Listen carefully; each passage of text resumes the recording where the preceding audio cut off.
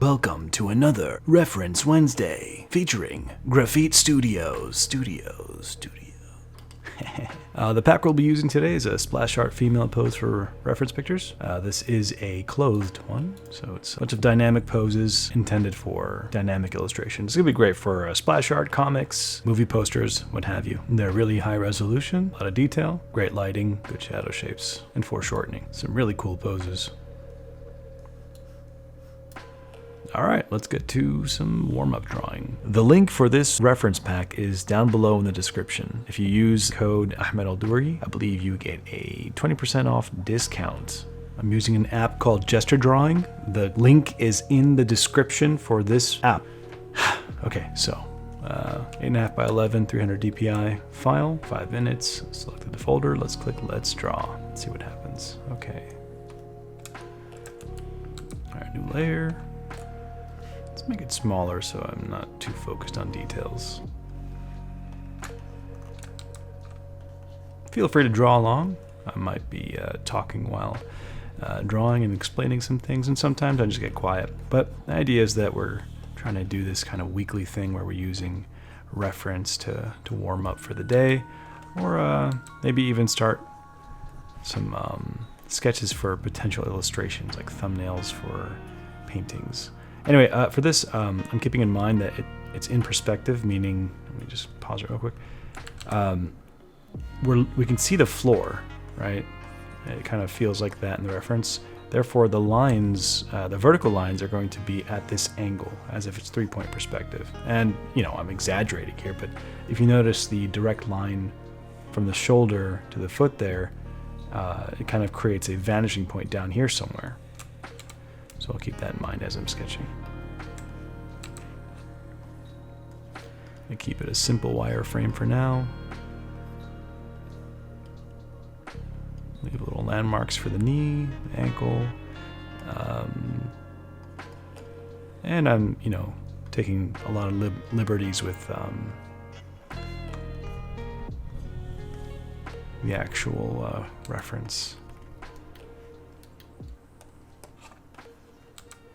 Let's see, there's a very clear V shape there that's happening.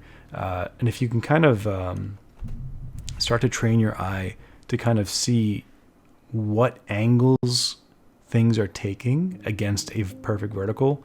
So if we did a vertical line right here, this arm is kind of like a few degrees off from it. And then this one is not quite 45 degrees, but maybe negative 30 if there was a vertical line here. So kind of just imagine there's always a vertical plumb line that you can measure against for your angles.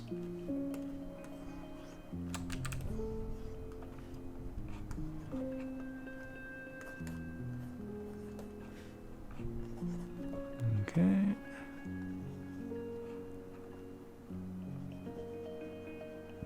I think this might be the most consistent I've been with YouTube videos so far. I'm enjoying that. Very happy about it. I think it's mostly because I'm just having fun with it. Spending way less time hanging out on Discord, so now I have to do something. Alright, so here I am, getting caught up in detail as usual. Let's go ahead and draw that chin, and then as tempting as it is to stay up here and really detail that face out. Okay, just a couple more lines, hold on. I'm gonna step away and then start drawing the rest of the body. So I'm actually gonna lower the opacity a bit for the details and make a new layer. And we got 2.5 minutes to kind of just sneak some stuff in. So we got a little dip for the elbow on both sides. And then there's this kind of shape here that I see there, where that wrist is creating that negative space.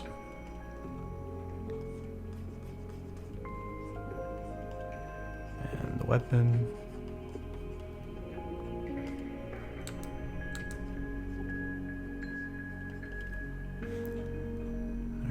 So if this dip of the elbow is here, which is actually the muscle coming up and connecting to where the tricep is on the backside, is that the extensor carpi radialis? Maybe? I could be wrong. Anyway, so if that dip is there, then the other one is probably going to be aligned on the other side, on the other arm. And it might have been slightly off because of the angle and camera focal length. There's a lot of things that can influence those subtleties.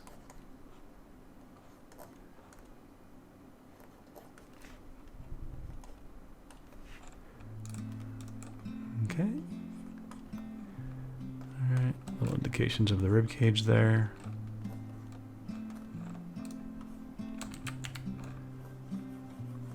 What I'm going to do is make a new layer and put a little mark like that, and to indicate some shadow, I'm going to use airbrush and erase out. Okay. Definitely 5 minutes is not enough time to do a pose like this. That's fine. We'll do the best we can.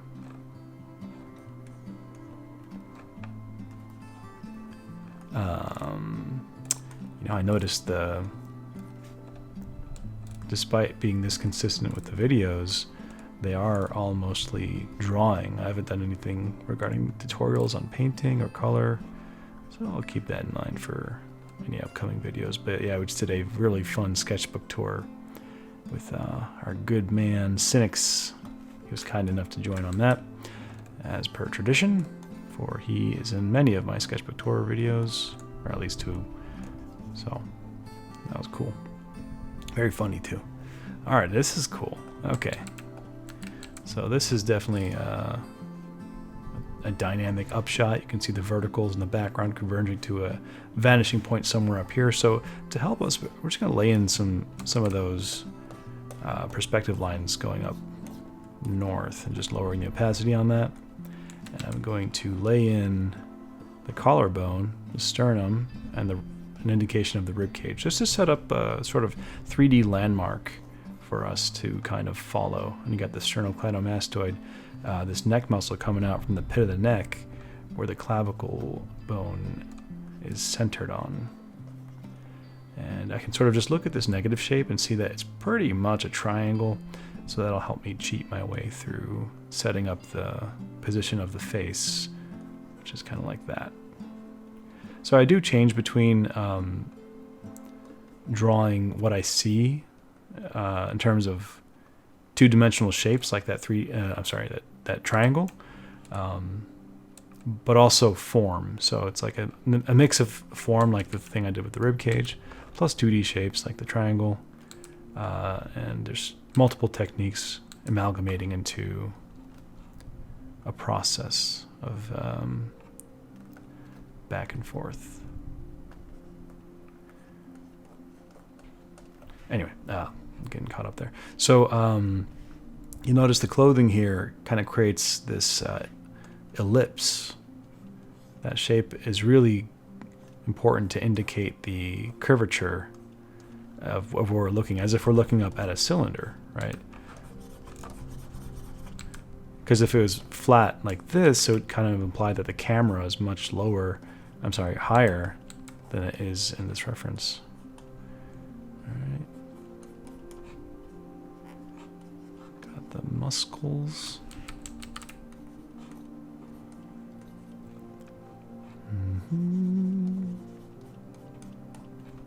All right, so let's figure out these arms. So we can just peek at this negative space again. It kind of creates that. Now it's like a mix of a triangle. So let's just put a triangle in there, and it seems like this deltoid kind of cuts into that triangle. Just to keep things simple, I'm gonna take all this and move it over to the left because I want this arm to be emphasized. Gonna put a quick line there for the delt. And the underarm muscle, got the tricep, bicep situation. I'm going to put a little tick mark there for the elbow. and then another tick mark here for the hand, but this is going to be coming at us. But if we look at where it's actually aligned with the head, the bottom of the thumb there aligns with the bottom of the chin. So I'm just going to do a kind of line here, and just imagine that that's where that thumb is going to be. So I can just sort of just draw the hand, and then connect it with an arm later.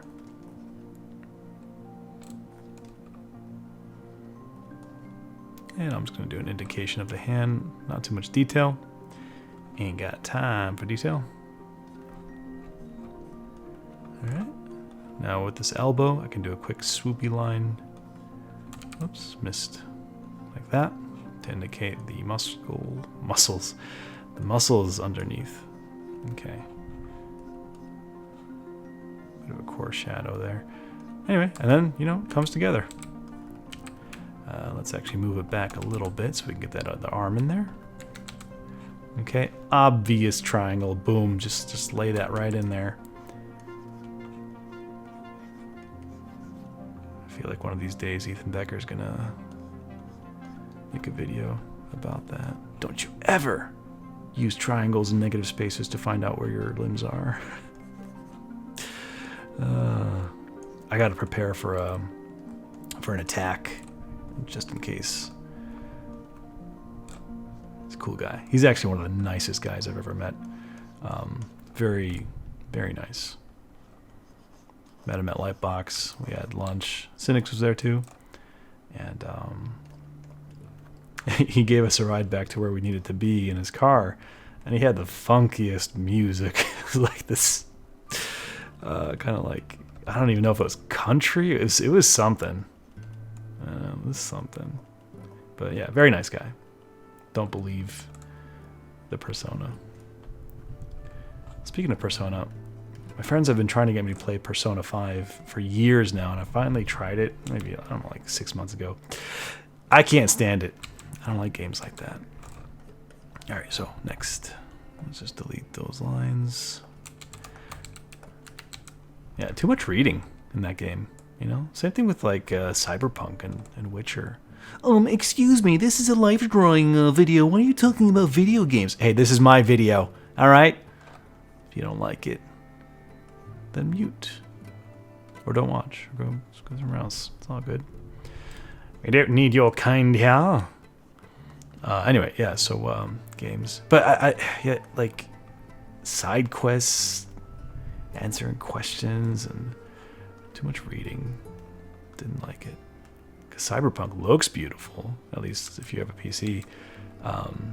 Just didn't want to like dive too deep into the game because of the reading. Anyway, so yeah, back to drawing. What are we doing here? So I'm doing more of like a puzzle piece approach here, where I'm just drawing a piece of the puzzle and then expanding on it and letting it grow. That is my worst jigsaw puzzle, but that's the idea with this technique, where you start with stuff and then let it grow. There's no one right way to draw or paint. There are ways that work better than others. There's ways that result in different things than others. So it's your job, I believe, to experiment and find whatever you like, and then pull out of your tool bag whatever works or whatever you feel like doing. There's no committee of art police. Well, there's a lot of people who try to be the art police that say, you gotta do everything this way and that way, or otherwise it's not real art. Like, shut up. Shut up, buddy. You do whatever you want. And that's the nature of an artist. It's like you go out into the unknown and you explore and you try many things and stick with something that you want to kind of pursue, and then try another thing and have fun with it. Sure, there's a lot of practice and foundations that has to happen, and there's technical things like perspective with vanishing points, but try to have fun.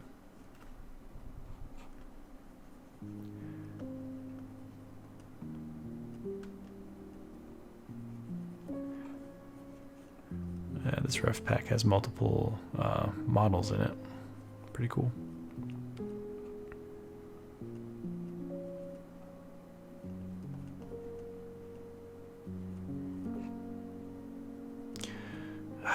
drawing the face too much. All right, moving on. Okay, so let's quickly sketch in the rest of the body. Here, zoom out, make it smaller, and figure out where the hips are. So the shoulders are like that, which means the hips are a bit like this. And if you were to draw a three-dimensional cylinder in there, that's kind of the angle that they're at. And it's good to know the 3D shapes of things. Not that the pelvis is a cylinder, but what I mean is the 3D positioning of body parts in terms of what is facing where. Okay, so we got this knee is directly below that hand, so we're just going to make a line straight down, an invisible line. I'm going to ghost over it and put a little tick mark there for the knee. And then there's another 2 apex points here that are being caused by the femur pushing out that, what is it called? Tensor fascia latae, and then up here at the hips are creating that. So you can kind of put a tick mark here, a tick mark there, and that's sort of like going to give you anchor points of the curvature there because of the underlying anatomy. Here, let me explain what's actually happening. So yeah, if you have the hips over here, yeah, so it's probably better with reference. But yeah, if you have the hips, it's kind of like this bowl, and you got the, anyway, something like that. I don't know. I would probably need reference. But the femur is like this. You've probably seen a femur bone. It's something like that, right? It connects right into there, right? So I would just like look up some anatomy pictures of it. But because of that, it creates this apex and then that apex. And so it creates a line like that. Definitely wider because the female hips are wider than the male hips. So this is very much protrusion. But sometimes this is connected, sometimes it dips in. You know, there's so much variation in what happens there. All right, back to this.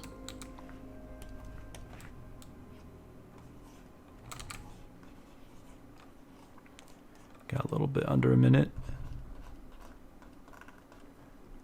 My shorthand for drawing feet is just like a rectangle and like a line here, because that's where the big toe separates from the other toes. And then if you just kind of do a line like that, it just kind of looks like a foot. Oh.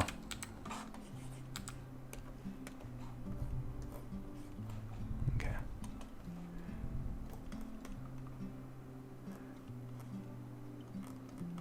And then you might ask, well, you know, this reference pack is kind of advertised as like for splash art or, you know, that kind of illustration. And some of the poses are definitely not as foreshortened as you might find in like really dynamic splash art. But I mean, you could sort of take any one of these. If we extended the canvas a bit, for example, let's say we wanted to use this for a kind of splash art style image. Let's make it bigger. You could even hold control in the transform and pull things over so that they have more perspective, they feel more dynamic, or pull it this way so they feel closer. And even just something as simple as this, and then adding some diagonal lines to kind of indicate a bit of movement. You know, that could easily become some kind of splash art or magic card that's centered around the character.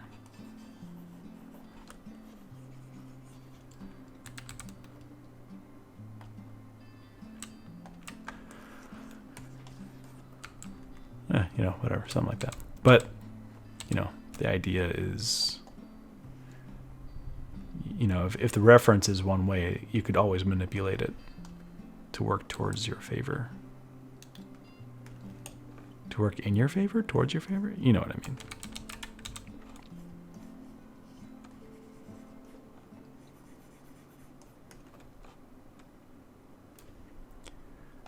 All right. let's find something a little bit more dynamic.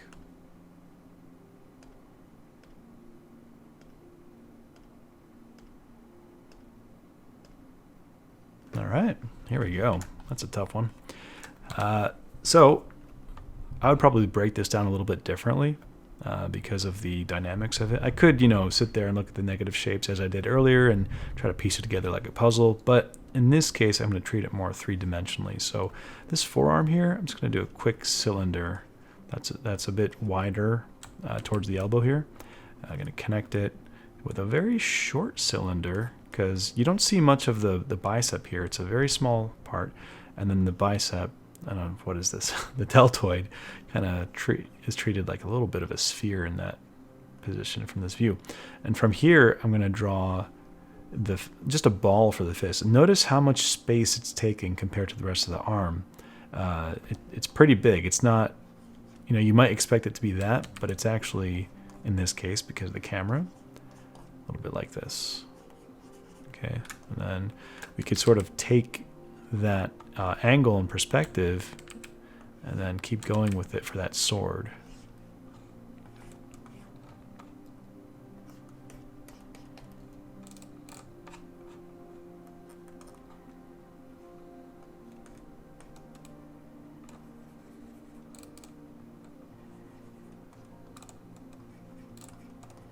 All right, so then I'll probably do just another cylinder in perspective going away from us like this, which is going to give us where the other arm is, and then another cylinder for the neck here, and probably a bucket for the head, just to kind of give us the placements. And then the rib cage kind of does something like that, and the hips are down here. So yeah, with more complex dynamic shots like this that have foreshortening, I'm probably going to use more construction in terms of 3D shapes kind of floating. Just makes everything else a lot easier. I mean, I'm sure like I could probably try to treat it more like a two-dimensional thing and have decent results, but there's just way more control that I have doing it this way. And so once I have it, then I can lower the opacity and then quickly just get in some information. It's really great for storyboarding, thumbnailing, concepting some kind of illustrations. Oh man, I'm gonna pause it. I'm gonna spend a little bit more time on this. I always spend a bunch of time on the head and realize like everything else is out of place and I have to move it and whatever. I'll just keep it simple like that for now. And like you could see these apex points where things are peaking at a peak, and you could kind of like increase them. So if you want to make the person seem more muscular or something, just take those spots and push them a bit.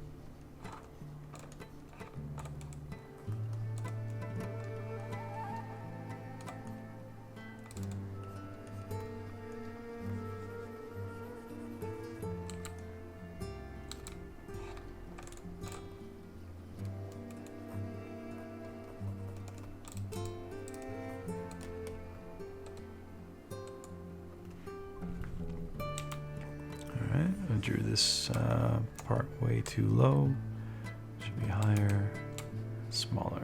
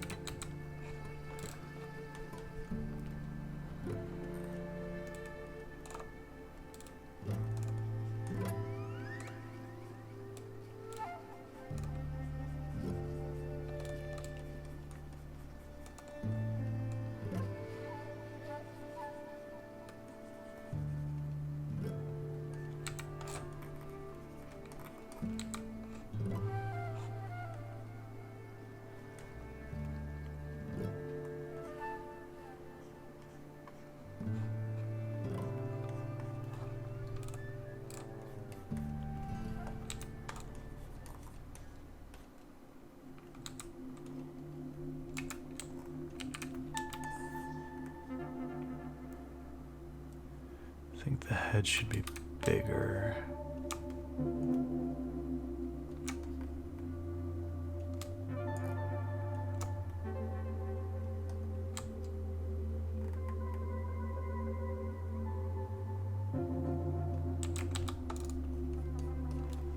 Yeah, that works a little bit better.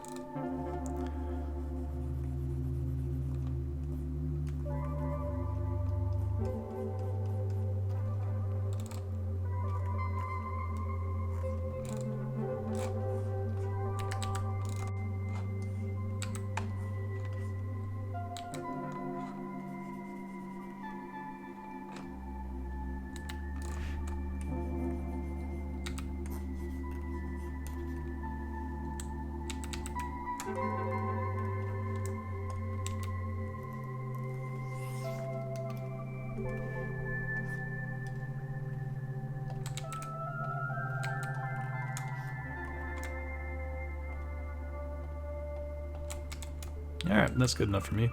Let's go ahead and frame it and maybe concept a quick illustration.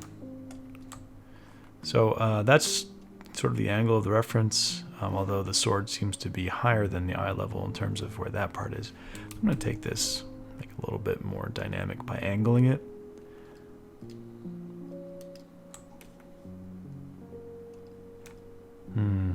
Unfortunately, that makes things a bit more horizontal, so it's less dynamic. So let's go ahead and bring that back down.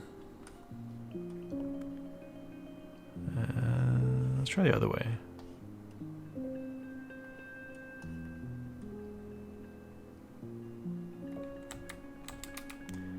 No, this is fine. So if you have such a dynamic angle being emphasized with the sword here, you can sort of imagine these lines kind of going this way and connecting to a point here. Well, it's a vanishing point. And you can sort of make a bunch of other lines also point to that. And it will kind of really help that dynamic element of the drawing. So let's just go ahead and fill that in. Lower the opacity. And if this is like the important area where you have like the focal point of the face, the weapon, and whatever armor she might be wearing, or tattoo design, whatever, like the costume design is pretty important.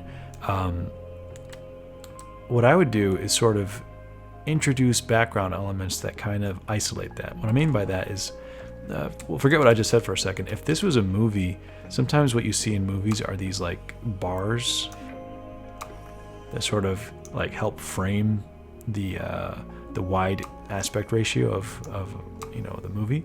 There's a sort of effect that does. It's as if you're kind of squinting your eyes, bringing focus down to a certain area, right? So you can sort of do that by saying, okay, those same kind of black bars you can do like this. So in the background you could do that, and you can make sense of it later, but this is a thumbnail sketch for dynamic exploration.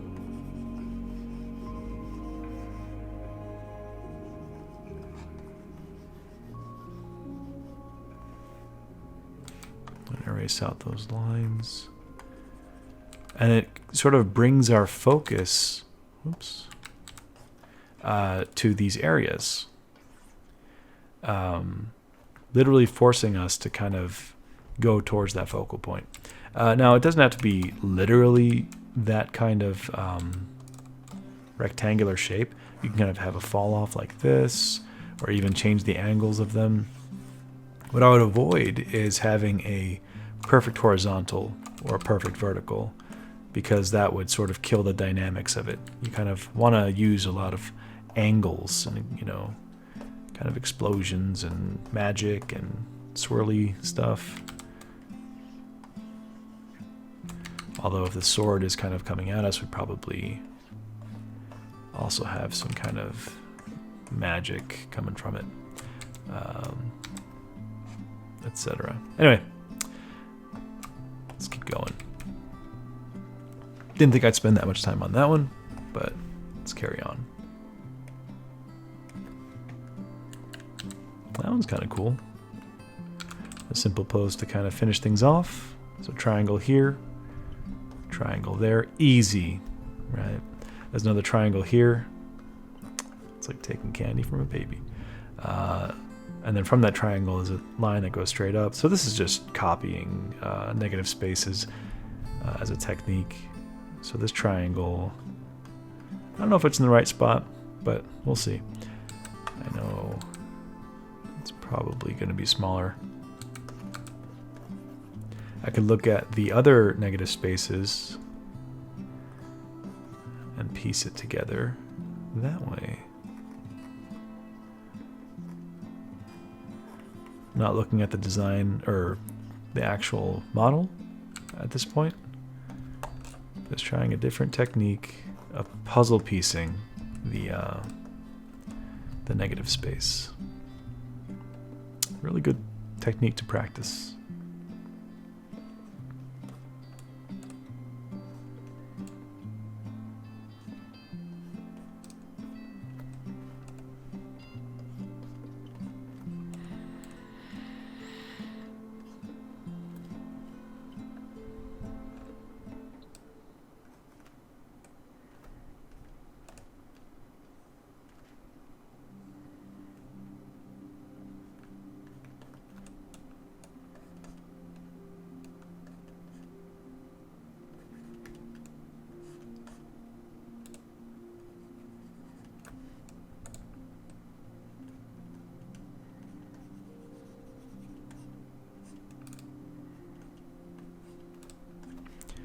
And once I have that, I can probably just lower the opacity and then fill in the actual details.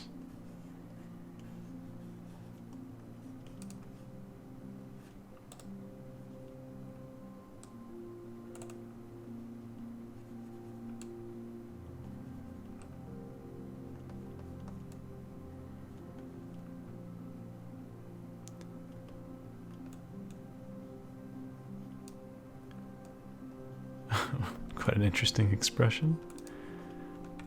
Let's move that over a little bit. Sneak the ear in right there. Get the hair placed in. Lay in that sternocleidomastoid. A little bit of a triangle there.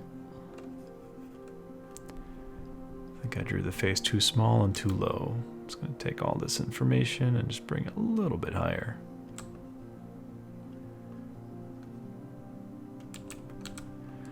Anyway, not that important right now. Let's just worry about the rest of the design. Collarbones. Yeah, the face is definitely at a wrong angle. But hey, at least it looks believable.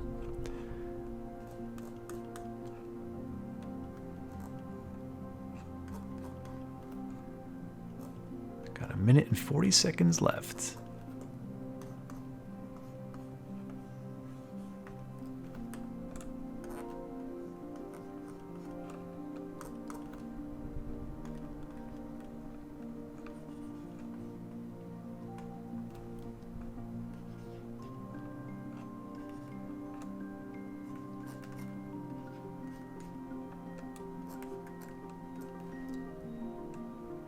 Definitely made her more buff than the reference. It's totally fine.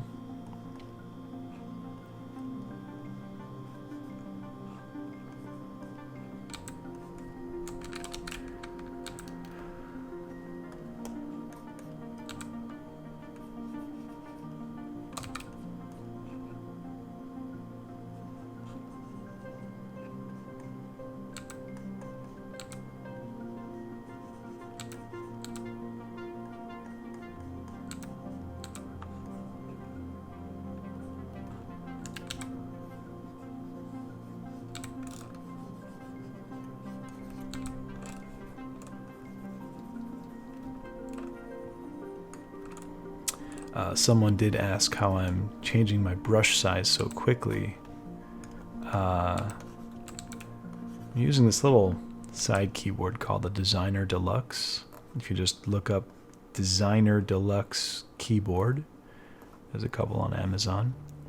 I got it when it was like $40 or $40. Now it's like $100. I have no idea why. But yeah, it's super useful. I paused the video, not the video. What's it called? The randomizer. So I could finish up this drawing without stress.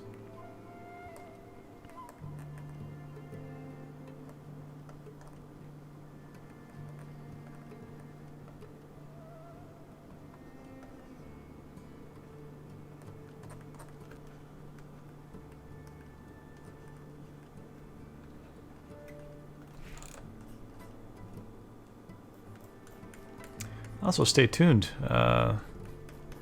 Be sure you're subscribed and hit the bell icon, because I will be releasing my course very soon for painting, digital painting, all the techniques that really help me with form, lighting, skin tones, stylizing, faces, all that stuff. Well, it might be separated into other courses depending on the subject, but yeah, it's that'll be soon. Man, this drawing's pretty fun.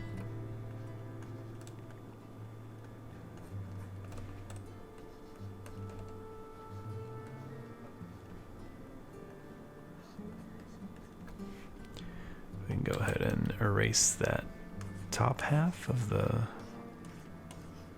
line. I should just delete that layer. What am I thinking?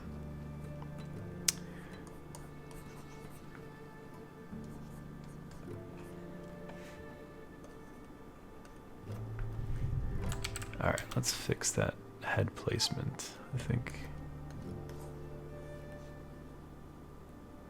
Well, how am I gonna do this? Yeah, I just think this whole area is just too small.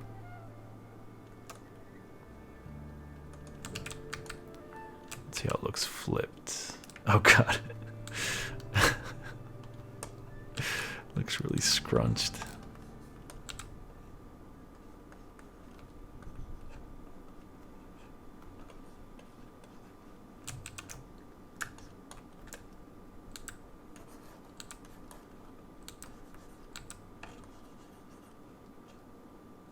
I'm just blurring my eyes or squinting just to kind of see the basic shapes of the values and how they group together.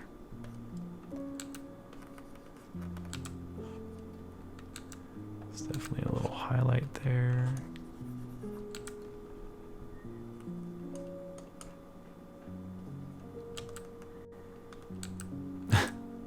Yeah, I'm about to give up on this. Looks nothing like the face of the reference. Yeah, it's close enough. I mean, whatever. Whatever.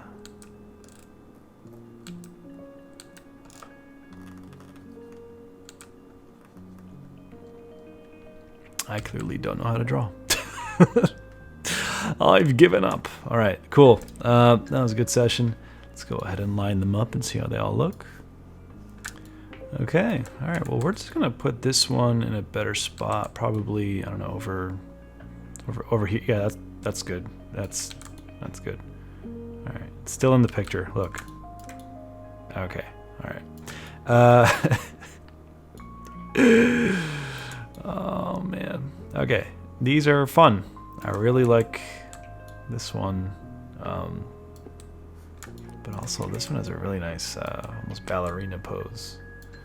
And that one I could totally see finishing. This one's a bit too on the nose for me. I think it's good. It's just too, I don't know, comic book cover, Spider-Man cover kind of stuff, which is fine. Just not my thing right now. All right, well, hope that helped. Be sure you're subscribed. Hit the like button so that other people get to see this in their algorithm, blah, blah, blah, blah, etc. And be sure to check out the link in the description for both the reference pack as well as the gesture drawing app, or the brushes that I'm using, or my Godmode, whatever. It's all down there. All right, see you next time.